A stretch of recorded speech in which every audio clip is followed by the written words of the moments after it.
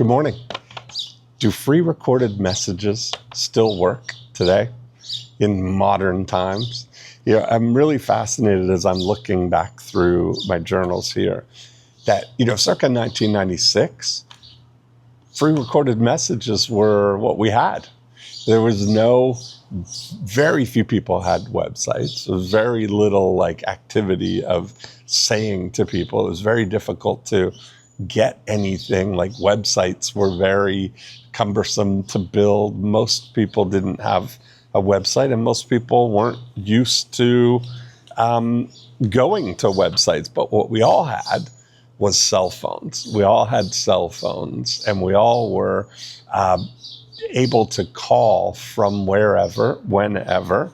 But that was back when phones were phones and there was no distraction. And I've been thinking about why recorded messages were so effective and still are very effective, is that they are an immersive focusing device. That everything about whether we were running ads, running postcards, doing any kind of lead generation, the intention of just getting somebody to call the free recorded message was like magic. It was the thing that got the most people to do it. And of course, we had caller ID.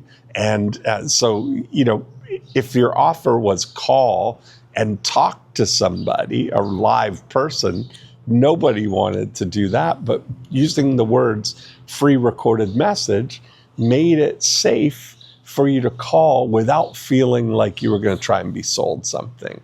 Or we used to joke that Eben and I would make these ridiculous infomercials and use all the anti-language. We would say, call now.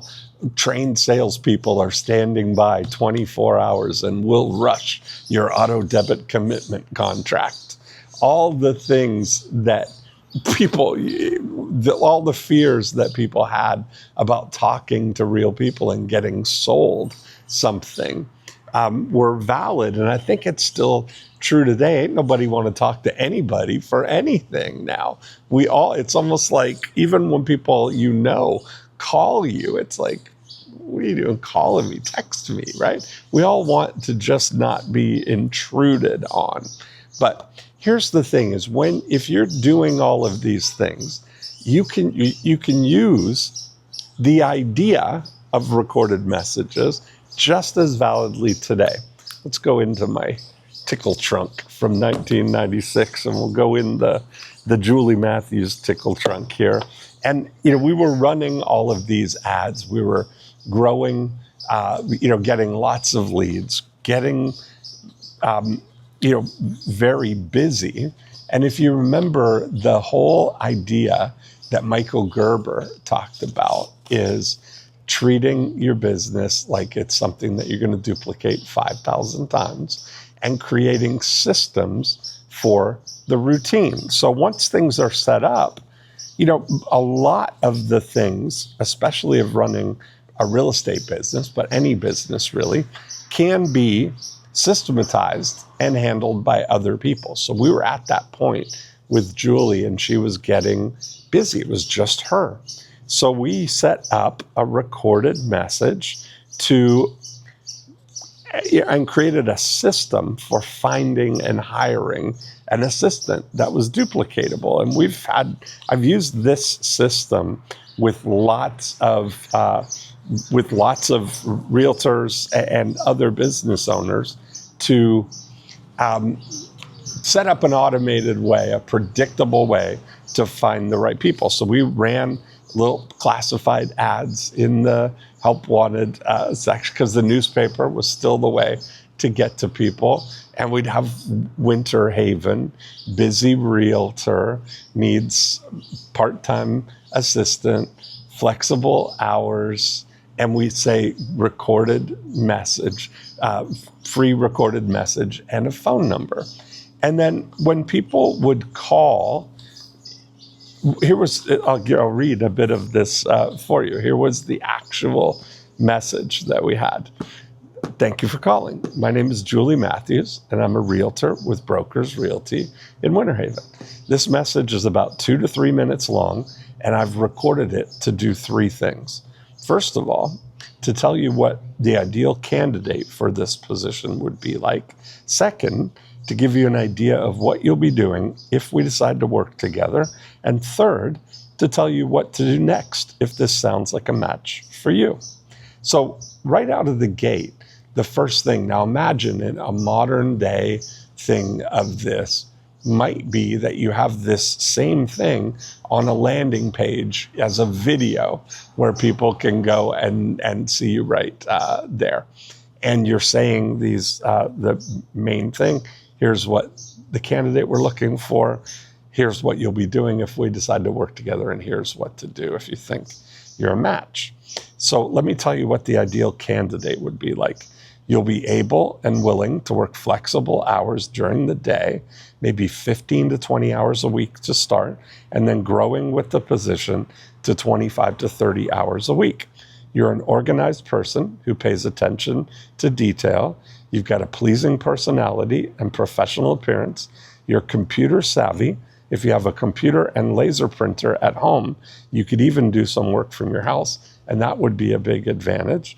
You have a car. You may have kids in school that you want to be home for in the morning and afternoon.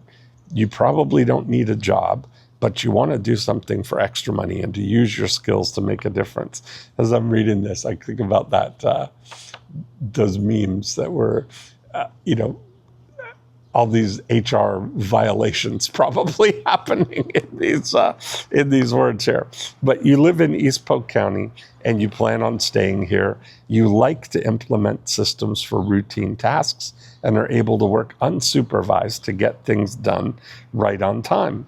You're a caring person who enjoys being in service to our clients and are able to treat them like royalty. Now, let me tell you some of the things you'll be doing.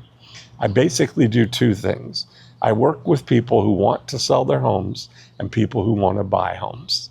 On the buyer side, I'll need you to help me prepare for showing houses by setting up appointments with other offices so I can show their listings. Pick up any keys. See how old we're going now? Pick up keys. Not everything was on a Supra box.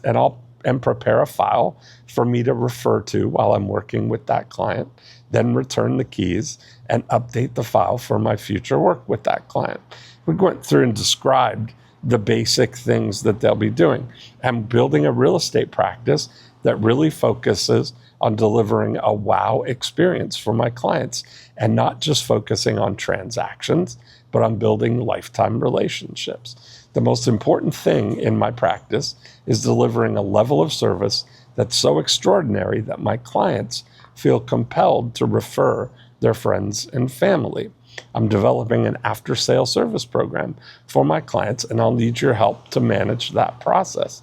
Basically, I need you to help me implement the support systems for this business and help me document the way we do it here. I can promise you an environment where you'll love to come to work, where you'll be challenged and encouraged to grow. This is an opportunity to build a really extraordinary business model that's very different than the typical real estate office, a business you'll be proud to be a part of. And then we just described what to do if this sounds like a match for you. Leave your name, your mailing address, your telephone number, and your email address if you have one. Tell me a little bit about your work experience and what you're looking for, and I'll send you our information kit. Now, when people left their name and number, and by the way, this is a sifting and sorting tool, as my friend Terry Hunefeld would say. Terry Hunefeld, by the way, was the founder of the Gold Rush system, and he really pioneered and took recorded messages to a whole nother level in the 90s. And, I learned a lot about using recorded messages by working with Terry. Then when people would leave the information, we would send them a package. So we would send out a picture of Julie up there, but here's the information package you requested for the part-time assistant program. And then it's included a transcript of the message that they heard, a description of what to do. Here's what I'd like you to do next. I've transcribed the message you heard when you called on the ad. Please read the message to make sure it sounds like something you're really interested in and that you sound like a match. 2, complete the application form and return it in the enclosed envelope with your resume. And we would send them a return envelope. We'd send them a little checklist application form. I was laughing because one of the questions, would you be able to work from home? And then, if so, which of the following do you have at home? Home office, fax machine, computer. It was 486 or Pentium. That was the state of the art back then. All of these things were great. And then we included a calendar and asked them, please highlight the hours that you would be available to work, indicating the earliest you would be able to start, the latest you could end each day, and any days you would not be available to work. And we included a highlighter in along with the package and the self-addressed stamped envelope for people to return everything back to. And part of this, as much as it was to systemize the process, what it was also doing was it was sorting the people who could follow directions and follow instructions. So it was a really good way to standardize the process of conveying the information that you want, using it as a filtering mechanism to find the people who could follow the directions, and then inviting a short group, a small group, a short list of those people to come to a career night where you do and introduce all of them at the same time. So I still think there's a lot of legs to this system. And, the recorded message as a part of conveying this could just as easily now be a landing page with a video that's super easy. The main thing, though, is that we're getting immersive, focused attention. That's the value of creating something to clone and automate, conveying the perfect message that you want to convey without having any distractions or having to do it one at a time to everybody that calls. So, do recorded messages still work? They sure do. I got a funny email the other day from Rick. It says, Dean, question. Are you saying you can teach me to make fat stacks by hanging out at a pub, drinking coffee like you?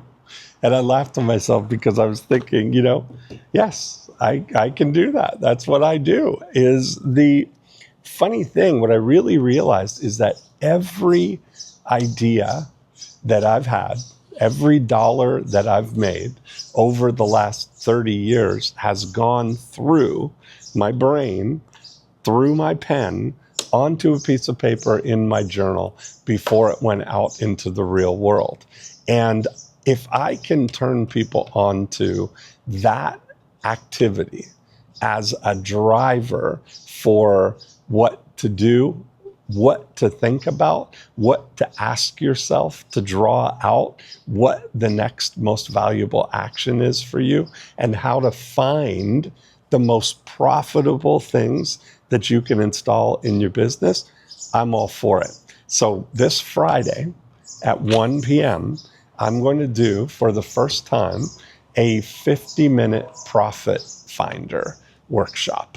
And you're going to join me live on Zoom, and we're going to go through a 50-minute exercise. Bring your pen, bring a notebook or piece of paper, and I'm going to guide you through a thinking process that will help you identify where the lowest hanging fruit is in your business, and maybe some fruit that you didn't even know was there, but I'm going to show you where to look for it. So it's free.